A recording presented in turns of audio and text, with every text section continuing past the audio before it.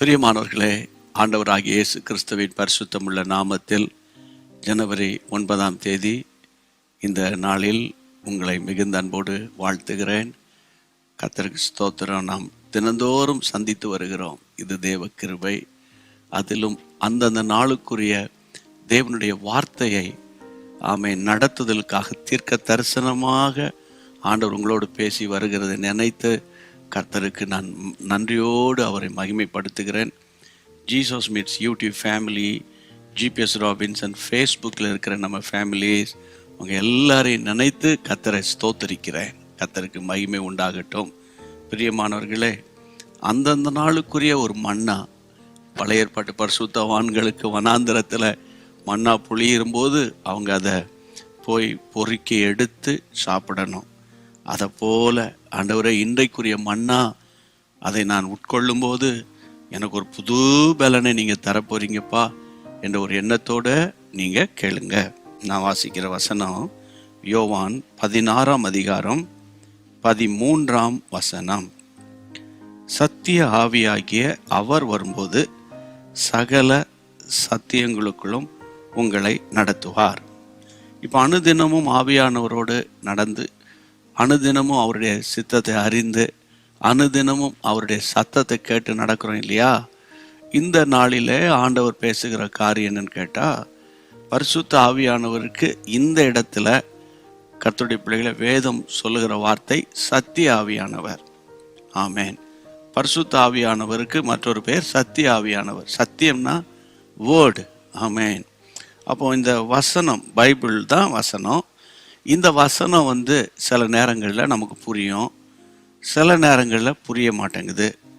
அப்போது நீங்கள் பரிசுத்தாவின் அபிஷேகத்தில் நிரம்பி நல்ல ஜெபம் பண்ணுகிற பிள்ளைகளாக இருந்தீங்கன்னா, ஆவியானவர் இதில் மறைபொருளை வெளிப்படுத்துவார்.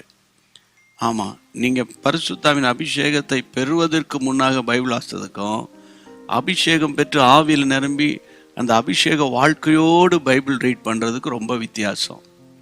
நான் பல வருஷம் பிரசங்கம் பண்ணாலும், பல வருஷம் இந்த பைபிளை வாசித்துக்கிட்டு இருந்தாலும், இன்றைக்கும் சில நேரங்களில் வாசித்த அதே வசனங்களாக இருந்தாலும் அந்தந்த நாளுக்குரிய வெளிப்பாடுகளை ஆண்டவர் எனக்கு தராரு. உங்களுக்கும் அதே போல தான் தருவார். அப்போது பரிசுத்த ஆவியானவரே, இந்த சத்தியம் எனக்கு புரியல, எனக்கு நீங்கள் சொல்லி கொடுங்கன்னு ஜெபத்தோடு பைபிள் வாசிக்கும்போது அதிசயமாய் கர்த்தர் உங்களை நடத்துவார். நம்ம ஜெப ஜீவியமும் நமக்கு இருக்கணும், வசனத்தினாலும் நம்ம கட்டப்படணும். அப்போது தான் நம்முடைய ஆன்மீக வாழ்க்கை கர்த்தரோடு கூட இணைந்து போகும். ஒரு 2 வீலர் மாதிரி வச்சுக்கோங்க. ஒன்று ப்ரேயர் லைஃப், இன்னொன்று மெடிடேஷன் லைஃப். அந்த வேர்டு, இன்னொன்று ப்ரேயர். இது 2 2 வீலரில் காற்று ஒழுங்காக இருந்தால் தான் ஸ்மூத்தாக பைக்கை ஓட்டிகிட்டு போக முடியும். அதே போல தான் ஆவிக்குரிய வாழ்க்கையில் ஒரு பக்கம் வசனம், இன்னொரு பக்கம் ஜெபம். அப்போ இதுக்கு ஆவியானவர் இன்றைக்கி இந்த பாடத்தை உங்களுக்கு கற்றுக் கொடுக்குறார்.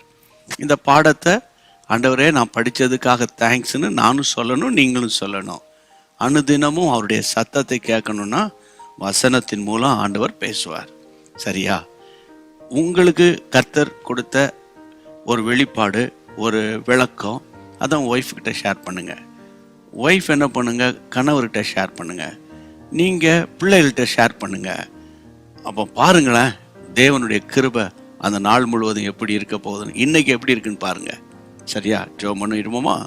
ஆண்டவர் கிருபையை நடத்திடுவார். எங்கள் அருமையான ஆண்டவரே, எங்களோடுக்கு நீர் பேசின அருமையான வசனங்களுக்காக ஸ்தோத்திரம். கர்த்தாவே, அநேகர் சில காலங்கள் ரட்சிப்பின் சந்தோஷத்துக்குள்ளே இருந்து திடீரென்று சோர்ந்து போயிடறாங்கப்பா. அவங்கள சோர்ந்து போகாமல் நடத்துறதுக்காக தான் ஆவியானவர், சத்திய ஆவியானவராக எங்களுக்குள்ளே கிரியை செய்கிறீங்க. இன்றைக்கு நீர் கிரியை செய்ததற்காக ஸ்தோத்திரம். உங்களுடைய பிள்ளைகளோடு கூட இந்த வசனம் பேசிக்கொண்டே இருக்கட்டும். இந்த நாள் முழுவதும் இவர்களுக்கு அது உணவாக இருக்கட்டும். யார் யாருக்கெல்லாம் அவங்க ஷேர் பண்ணுறாங்களோ அவங்களுக்குள்ளெல்லாம் அந்த வல்லமை கடந்து போகட்டும். கர்த்தருடைய ராஜ்யத்தை கட்டுகிற பிள்ளைகளாய் மாற்றும். இயேசுவின் நாமத்தில் பிள்ளைகள், பிள்ளைகளின் பிள்ளைகள், தலைமுறை தலைமுறையாய் ஆசீர்வதிக்கப்படட்டும். இயேசுவின் நாமத்தில் ஜெபிக்கிறோம் பிதாவே. ஆமேன், ஆமேன். தேங்க்யூ.